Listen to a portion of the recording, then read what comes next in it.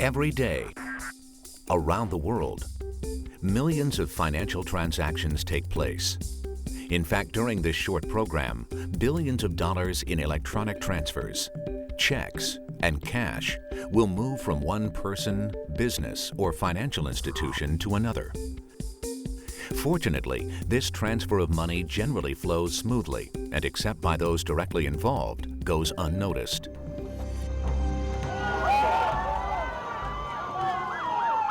However, on September 11, 2001, the unexpected and the unimaginable happened.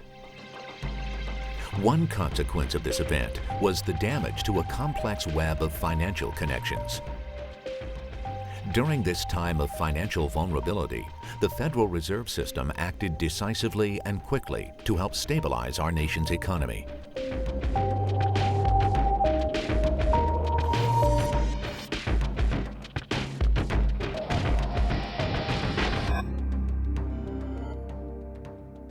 The Federal Reserve System, or the Fed, was created by Congress in 1913. Its purpose was to serve as the central bank of the United States, and its primary mission at that time was to ensure and safeguard against bank panics. Over the years, the Fed's responsibilities have evolved. They now include monitoring our nation's payment system of electronic money transfers, checks, and cash, regulating banks for safety and soundness, and implementing monetary policy to promote a healthy economy and price stability. These roles of the Fed were put to the test on the days following September 11th. On the morning of the 11th, while Fed Chairman Alan Greenspan was on a return flight after meetings in Switzerland, Vice Chairman Roger Ferguson coordinated the Fed's response from Washington, D.C. On the morning of September 11th, 2001, I was sitting at my desk starting another business day. I got a phone call shortly before 9 o'clock indicating that one of the towers at the World Trade Center was on fire. I turned on the TV to gather as much news as I possibly could and saw with horror and shock the second plane go into the second tower. I then had a chance to look out of a window and saw smoke coming from the direction of the Pentagon. It was clear at that time that there was a major problem underway, and that it looked as though there would be a number of issues and challenges that the U.S. would be confronting. Obviously, significant loss of life in New York and Washington was high on everyone's mind, but with respect to the Federal Reserve, the main issue had to do with the financial system. In times of crisis, like 9/11, people need faith in their nation's financial system. One way to strengthen this faith is to provide liquidity, which simply refers to the availability of money. And to show that it was ready to offer the monetary assurance people and financial institutions needed, the Fed issued a short yet important statement. The Federal Reserve System is open and operating. The discount window is available to meet liquidity needs. In the days that followed, the Fed helped to maintain calm in the financial markets through its three main functions: the payment system, banking supervision and regulation, and monetary policy.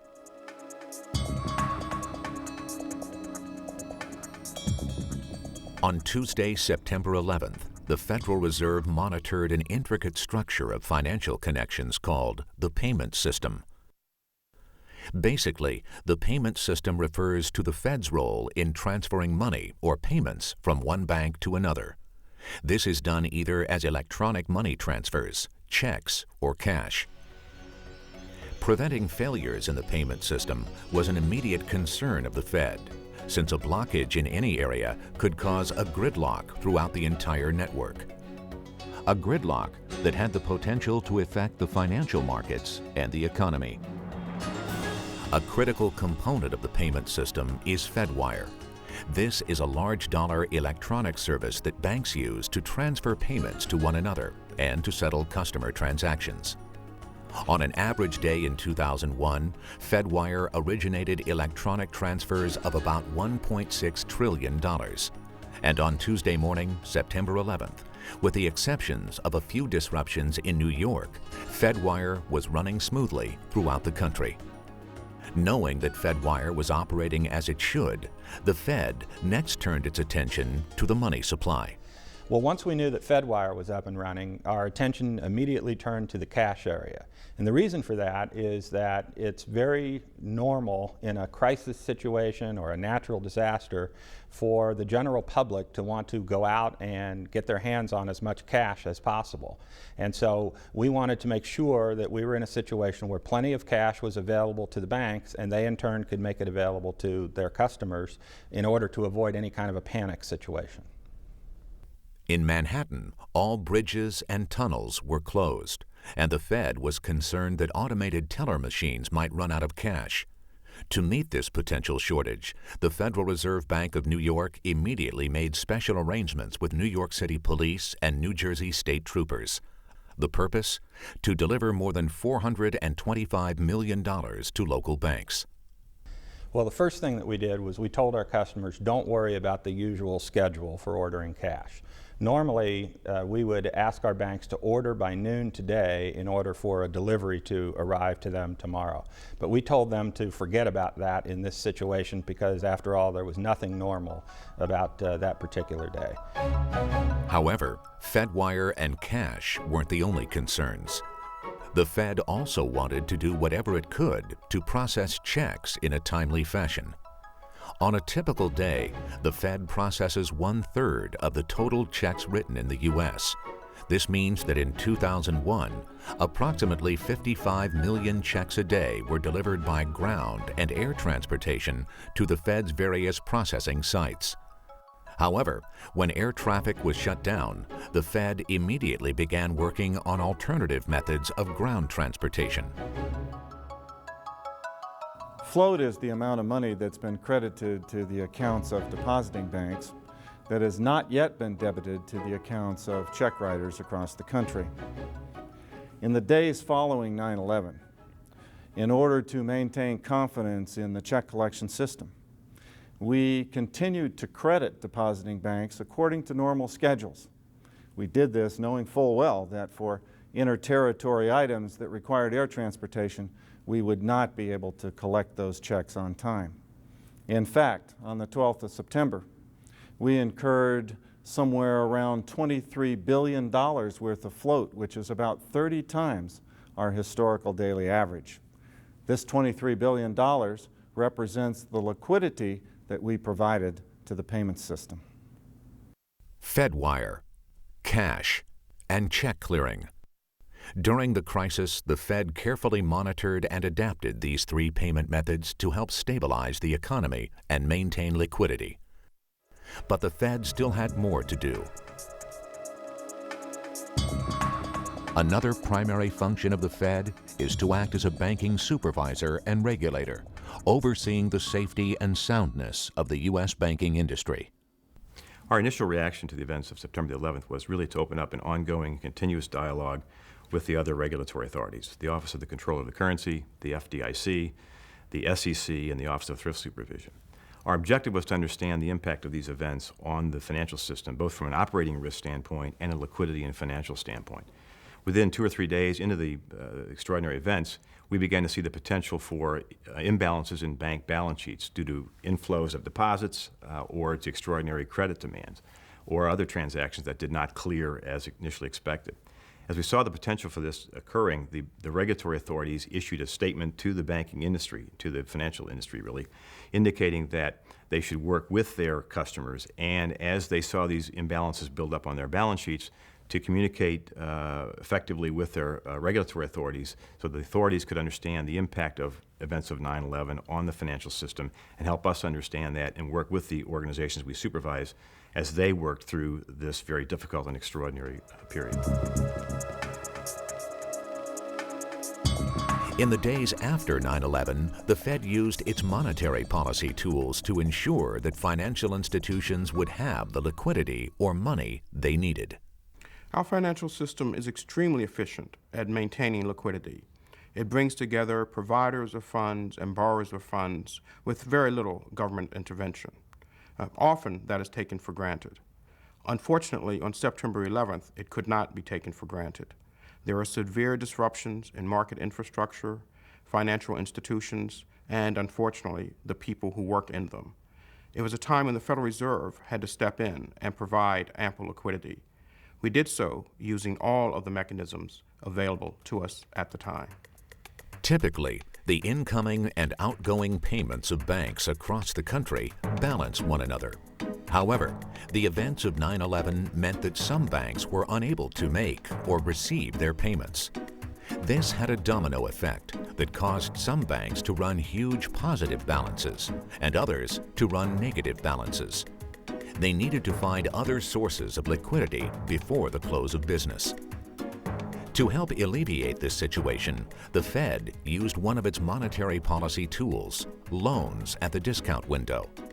At the discount window, the Fed lends money to banks, typically overnight, to help them maintain smooth day-to-day operations. On a normal business day in 2001, these loans totaled about $54 million. But on September 12th, the Fed lent a record $46 billion. But U.S. banks weren't the only concern. The Fed also wanted to make sure that foreign financial institutions would have sufficient dollars on hand to support their needs. To help achieve this, on September 12th, the Fed entered into agreements with the European Central Bank and the Bank of England, and augmented an existing agreement with the Bank of Canada. These agreements, or swap lines, allow foreign central banks to exchange their currency for an equivalent amount of U.S. dollars. The European Central Bank drew on its swap line and was then able to provide dollars to banks in much of Europe. In turn, this enabled their customers, both businesses and individuals, to meet their financial obligations. Another tool the Fed uses to control liquidity is open market operations.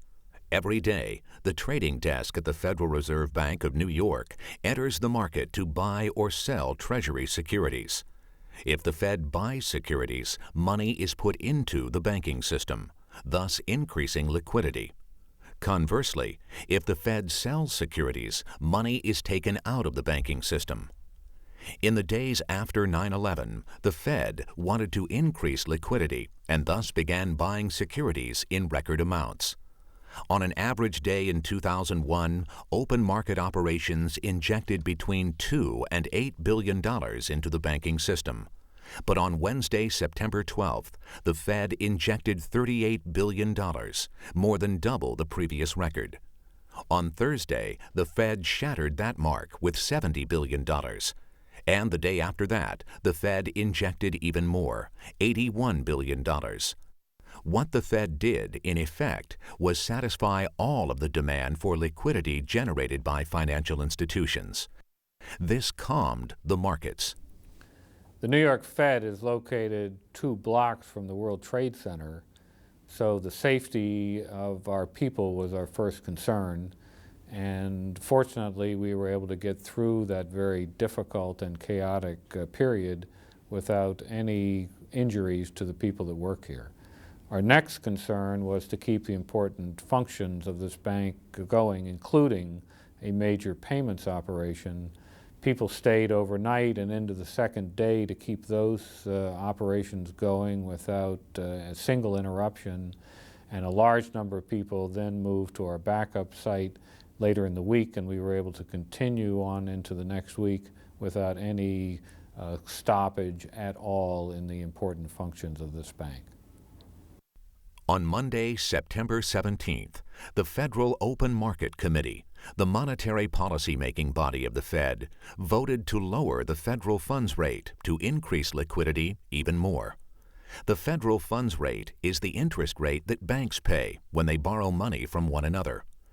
During the remainder of the year, the rate was reduced 3 more times to 1 3/4%, the lowest level in 40 years. The FOMC met on the morning of September 17th. We started with a moment of silence in honor of those who had died on September 11th. It then took the committee about 25 minutes to take the decisive action to cut the federal funds target rate by 50 basis points, or 0.5 percentage point.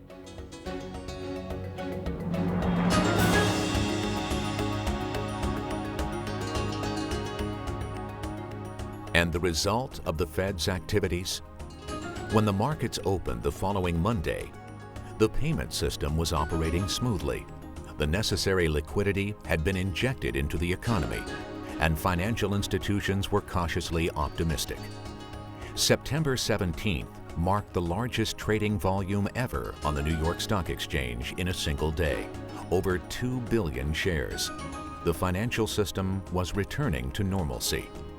And normal for the Fed means operating 24 hours a day, 365 days a year. Of course, times of crisis, such as the days following 9/11, are no exception. The destruction of the Twin Towers created unprecedented challenges for the financial community. And for the Fed, the events placed enormous pressure on the payment system and the financial markets. But the Fed was prepared to meet this challenge, to address whatever needs might arise, and to instill confidence in the global financial community. Even under the burden of this tragedy, the U.S. economy proved to be resilient. Money was available for those who needed it, and our financial system continued to function normally. In short, the Fed showed the benefits of a well-functioning central bank.